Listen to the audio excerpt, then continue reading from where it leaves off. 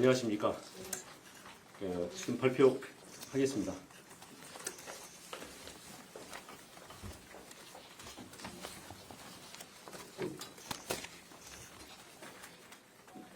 내란 예호안 특별검사팀은 수사 개시 후 전 대통령 윤석열, 전 국무총리 겸 대통령 권한대행 한덕수, 전 경제부총리 겸 대통령 권한대행 최상목, 전 행정안전부 장관 이상민, 전 법무부 장관 박성재, 전 국방부 장관 김용현, 전 법제처장 이완규, 전 대통령 비서실장 정진석, 전 경호처장 박종준, 전 민정수석 비서관 김주현, 국회의원 추경호, 임종덕, 전 국무총리 황교안 등 총 24명을 공소 제기하였습니다. 비상계엄을 선포할 명분을 만들기 위해 비정상적 군사작전을 통해 북한의 모력 도발을 유인하였으나 북한의 잠깐만 좀 이렇게 앞에 부분이 생략됐습니다. 다시 말씀드릴게요. 수사한 결과 윤석열 등은 2023년 10월 전부터 비상계엄을 준비하였고 군을 통해 무력으로 정치활동 및 국회 기능을 정지시키고 국회를 대치할 비상입법기구를 통해 입법권과 사법권을 장악한 후 반대 세력을 제거하고 권력을 독점 유지할 목적으로 비상계엄을 선포한 사실을 확인하였습니다. 비상계엄을 선포할 명분을 만들기 위해 비정상적 군사작전을 통해 북한의 무력 도발을 유인하였으나 북한이 군사적으로 대응하지 않아 실패하였고 이에 윤석열, 김용현, 노상원, 여인영 등은 국회에서 이루어지는 정치활동을 내란을 획책하는 반국가 행위, 반국가 세력으로 몰아 비상계엄을 선포하였습니다. 우리는 역사적 경험을 통해 권력을 가진 자의 충리 쿠데타는 내세웠던 명분은 허울뿐이고 목적은 오로지 권력의 독점과 유죄성을 잘 알고 있습니다. 윤석열은 취임과 함께 대통령실을 용산 군기지 내 합동참모본부 청사 바로 옆 국방부 청사로 대통령 관저를 한남동으로 이전하였습니다. 그 결과 대통령이 군 지휘부와 함께 군기지 내에 위치하게 되었고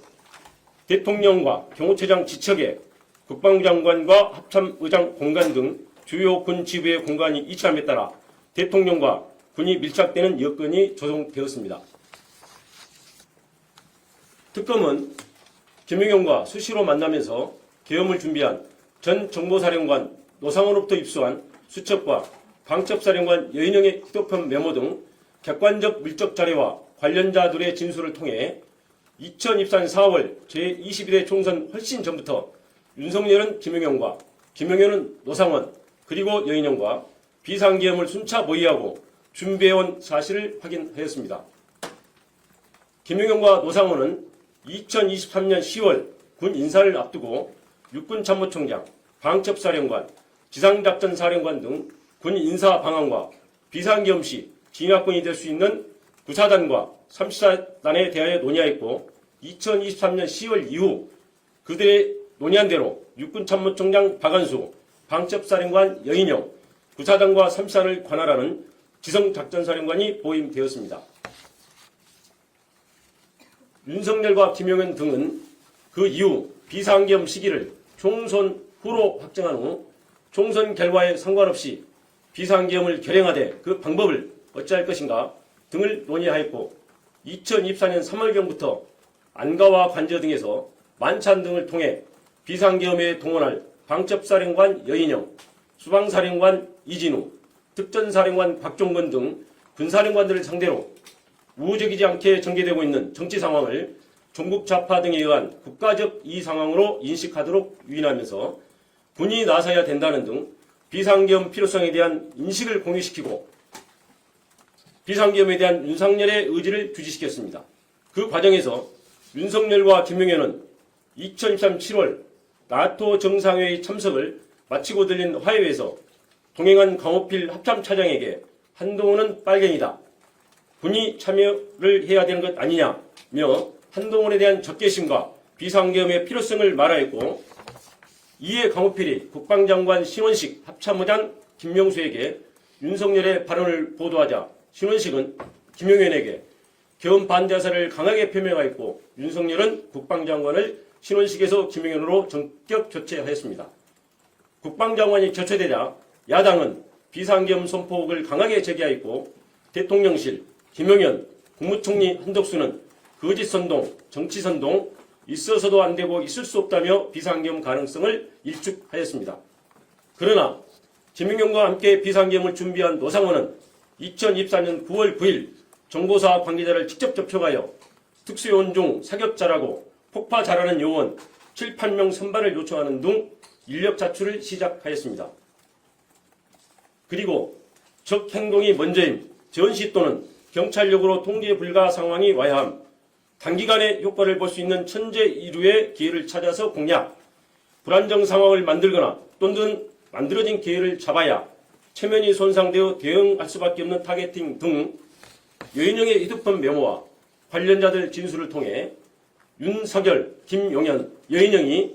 비상계엄 선포의 명분을 만들기 위해 북한의 무력 도발을 위할 목적으로 2024년 10월부터 다양한 비정상적 군사작전을 실행한 사실을 확인할 수 있습니다. 그러나 합참의 소극적 태도, 우크라이나 파병 등으로 북한이 무력 대응에 응하지 않아 비상계엄 명분 확보에 성공하지 못하였고, 이에 윤석열 등은 당시 정치 상황을 활용하여 행정과 사법 기능 마비 등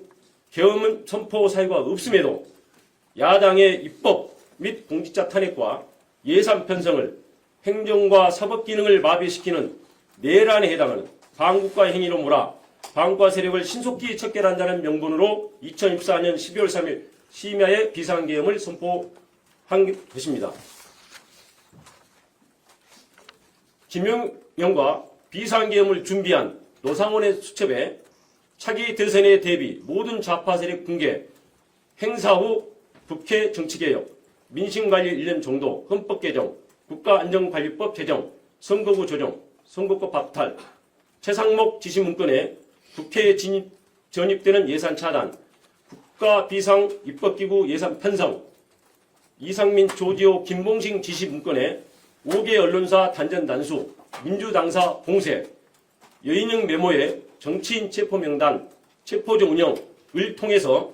윤석열 등은 무력으로 정치활동 및 국회의 기능을 정지시키고 국회를 대체할 국가 비상 입법기구를 통해 입법권과 사법권을 장악한 후 반대 세력을 제거하고 권력을 독점 유지할 목적으로 비상계엄을 선포했음을 확인할 수 있습니다. 검찰총장 재직 시 집권당과 대립하다가 검찰총장직에서 물러나 2021년 6월 29일 대통령 출마 선언을 하면서 집권당을 거대 의석을 가지고 자유와 법치를 부정하는 세력으로 규정한 윤석열은 2022년 11월 25일 국민의힘 지도부와 하는 만찬 자리에서 비상대권이 있다, 총살당하는 한이 있더라도 싹 쓸어버리겠다